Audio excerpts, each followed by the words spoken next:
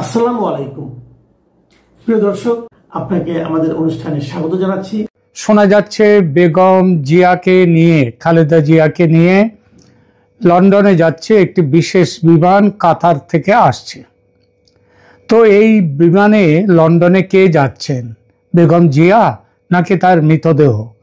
এবং সেই সঙ্গে আলোচনার বিষয়, সত্য ফাঁস হওয়ার ভয়ে বেগম জিয়ার চিকিৎসায় ভারতের সহায়তা নেওয়া হয়নি, এই অভিযোগ দুটো। বিখ্যাত নাট্যকার মনোজ মিত্রের সাজানো বাগান নাটকটি অবলম্বনে আর এক বিখ্যাত চিত্র পরিচালক তপন সিংহ বাঞ্ছারামের বাগান নামে একটি চমৎকার সিনেমা বানিয়েছিলেন। এই ছবির এক দৃশ্যে গ্রামের ডাক্তারের ভূমিকায় বিখ্যাত কৌতুক অভিনেতা রবি ঘোষ বাঞ্ছারাম বেঁচে আছে না মরে গেছে সেটা তার নাড়ি টিপে পরীক্ষা করছে। কিন্তু নাড়ির গতি বড় বিচিত্র, এই আছে তো এই নেই। যখন পাওয়া যাচ্ছে না নাড়ির স্পন্দন, ডাক্তার আনন্দে বলছে নেই, মানে বেঁচে নেই। পর মুহূর্তে খুঁজে পাচ্ছে নাড়ির চলা, অমনি দুঃখে ভেঙে পড়ছে আছে। পর মুহূর্তে আবার নেই এবং আছে, এই আছে এই নেই। এই দেখে জমিদার মশাই, যিনি বাঞ্ছারামের মরে যাওয়ার জন্যে যিনি খুব চেষ্টা করছিলেন, তিনি বললেন, তুমি নাড়ি দেখছো না কই মাছ ধরছো ডাক্তার? এবার কি আর হাসপাতালে বেগম খালেদা জিয়ার চিকিৎসায় নাড়ির স্পন্দন আছে কি নেই সেটা নিয়ে বাঞ্ছারামের বাগান সিনেমার ওই দৃশ্যের মতোই এক বিচিত্র পরিস্থিতি তৈরি হয়েছে। হাসপাতালের ভেতরে বেগম জিয়ার চিকিৎসায় আছেন যারা, তারা নাড়ির গতি আর খুঁজে পাচ্ছেন কিনা সে ব্যাপারে একেবারে টু শব্দটি করছে না। কিন্তু হাসপাতালের বাইরে সারা দেশ জুড়ে প্রবল জল্পনা, বেগম জিয়ার শরীরে আর নাড়ির স্পন্দন নেই, অর্থাৎ তিনি মৃত। এই কথা যে শুধু আমজনতা বলছে তা নয়, বিএনপির নেতারাও, এমনকি বড় একজন নেতা, প্রাক্তন সেনাকর্তা এবং সাবেক সাংসদ, অসম্ভব রকমের খালেদা জিয়ার ভক্ত, অবসরপ্রাপ্ত মেজর আখতারুজ্জামান তো একেবারে জোরে সোরে একের পর এক সাক্ষাৎকারে বলছেন একথা যে দেশনেত্রী খালেদা জিয়া আর বেঁচে নেই। তিনি আবার দেশনেত্রী নন, তিনি দেশমাতা, এই কথাটা বলেন। হাসপাতালে চিকিৎসা হচ্ছে, ইনজেকশন ফোড়া হচ্ছে তার মৃতদেহে, এটাও পর্যন্ত বলেছেন আখতারুজ্জামান। একটা লক্ষণীয় বিষয় হলো, বিএনপির মির্জা ফখরুল আলমগীর সহ অন্য বড় নেতারা যারা আছেন ঢাকায় কিংবা বাংলাদেশে, তারা বেগম জিয়ার শারীরিক অবস্থা নিয়ে একটি শব্দ কেউ বলছেন না। সবাই আশ্চর্যজনকভাবে চুপ, মুখে কুলুপ এঁটেছেন। এতে মৃত্যুর জল্পনা আরও ডানা মেলছে। আর সরকারও এ ব্যাপারে মুখে কুলুপ। প্রথম দিকে মেডিকেল বুলেটিনে যা জানা গিয়েছিল সেটা ছিল এরকম: বেগম খালেদা জিয়া গুরুতর অসুস্থ। তারপরের বুলেটিনে অবস্থার উন্নতি নেই, তারপর অবস্থার অবনতি। মানে প্রথমে গুরুতর অসুস্থ অবস্থায় হাসপাতালে এলেন, পরের বুলেটিনে অবস্থার উন্নতি নেই, তারপর অবস্থার আরও অবনতি, তারপর থেকে অবস্থার পরিবর্তন নেই, আর কোনো বুলেটিন নেই। ব্যাপারটা তাহলে কি দাঁড়ালো সেটা কি বলার দরকার আছে? এসবের ফলে মানুষের মনে যদি এই বিশ্বাস দৃঢ় হয় যে বেগম জিয়া আর বেঁচে নেই, তাহলে কি মানুষকে খুব একটা দোষ দেয়া যায়? গতকাল এই ব্যাপারে আমি একটি ভিডিও করেছিলাম, গত পরশু করেছিলাম। সেই ভিডিওতে আমি তার যেখানে আমার যত সবাই কমেন্টস দিয়েছেন, সেই কমেন্টসে বেশিরভাগ কমেন্টস, কয়েকশো কমেন্টস, তার মধ্যে বেশিরভাগ কমেন্টসে হচ্ছে তারা বলেছেন যে খালেদা জিয়া মারা গেছেন কয়েকদিন আগে, কিন্তু এই সরকার সেটা প্রচার করছে না। এই সন্দেহ আরো দানা বেঁধেছে আরেকটি ঘটনায়।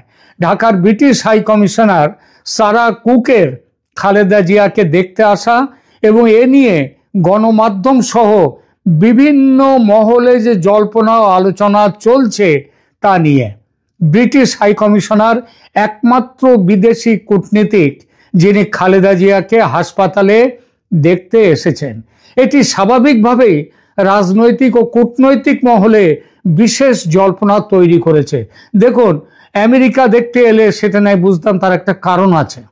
কারণ আমেরিকা চাইছিল যে বিএনপিকে ক্ষমতায় নিয়ে আসা, এইটা চাইছিলেন ট্রাম্প প্রশাসন কিছুদিন আগে পর্যন্ত, এবং আওয়ামী লীগকে নির্বাচনের বাইরে রাখা। তাদের সেই অবস্থার পরিবর্তন ঘটেছে। সেই ঘটার প্রেক্ষিতে তাহলে যদি আমেরিকার যে মানে ইউএস হাই কমিশনার ঢাকায় তিনি যদি আসতেন তবে একটা কথা ছিল, কিন্তু এসছেন কে ব্রিটিশ হাই কমিশনার। এটি স্বাভাবিকভাবে রাজনৈতিক ও কূটনৈতিক মহলে বিশেষ জল্পনা তৈরি করেছে। কেন তিনি এলেন?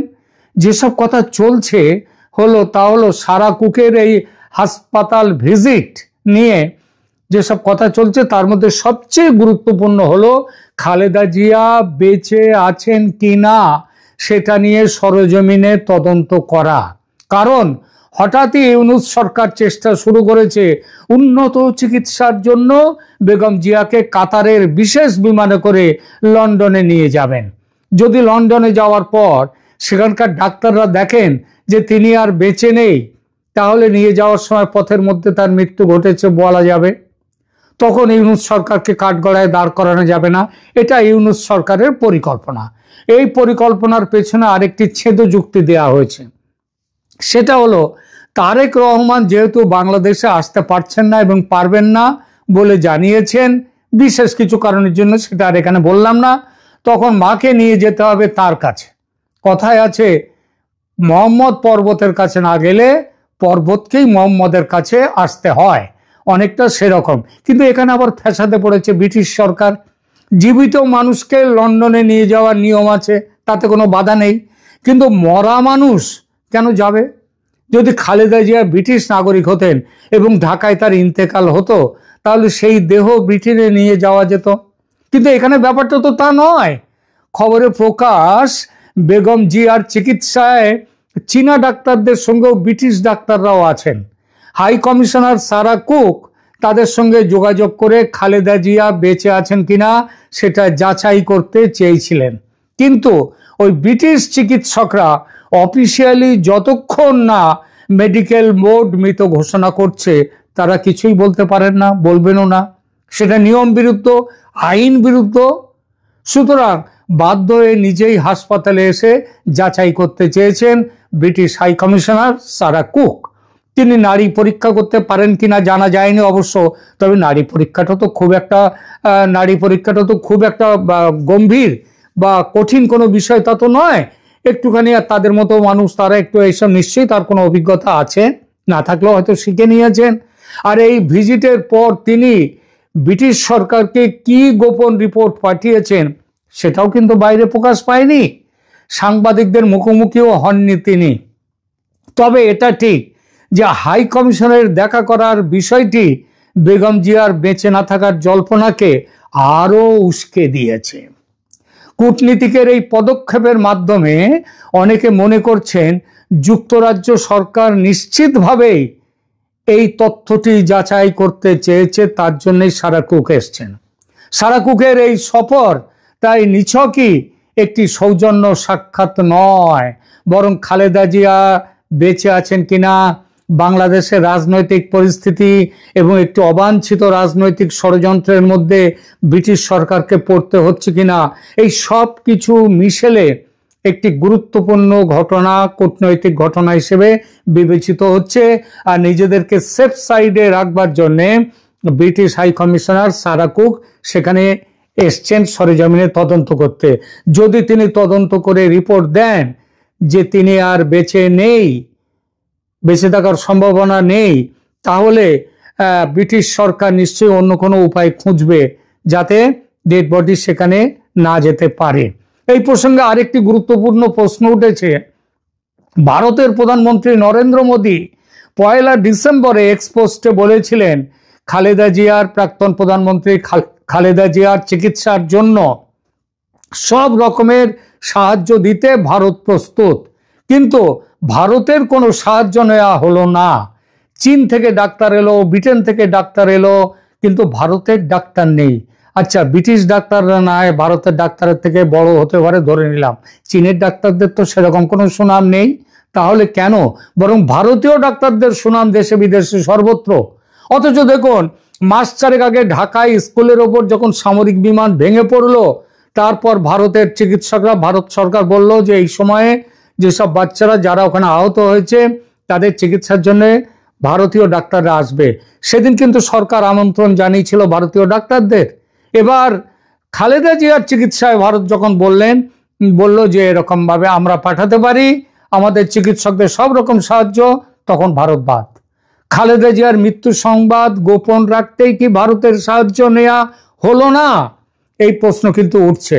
খালেদা জিয়ার দল বিএনপি ভারতের প্রধানমন্ত্রীর প্রস্তাবকে স্বাগত জানিয়ে তাকে ধন্যবাদ দিয়েছে ঠিকই, কিন্তু সাহায্য গ্রহণের ব্যাপারে কিছু বলেনি কেন? কিছু বলছেও না কেন? বাংলাদেশের ইউনূস সরকারের পাঠানো হেলিকপ্টার চক্কর কাটছে হাসপাতালের মাথায়। খালেদা জিয়াকে তার শারীরিক অবস্থা এমন যে হাসপাতাল থেকে শাহজালাল বিমানবন্দর পর্যন্ত বা রাস্তা দিয়ে যাওয়ার ক্ষমতা তার নেই, তার শরীরে নেই। যদি ধরে নেওয়া হয় তিনি বেঁচে আছেন, তাহলে সেই ক্ষমতাটুকু তার নেই। আরও একটা সম্ভাবনা আছে, সেটা হচ্ছে বাইরে প্রকাশ্যে নিয়ে যেতে গেলে তার নানা রকম ফটো উঠে যাবে এবং সাংবাদিকরা ছেঁকে ধরতে পারে। যদিও বাংলাদেশের সংবাদ মাধ্যম এখন তো সরকার যা বলবে তার বাইরে একটা কথা বলবে না।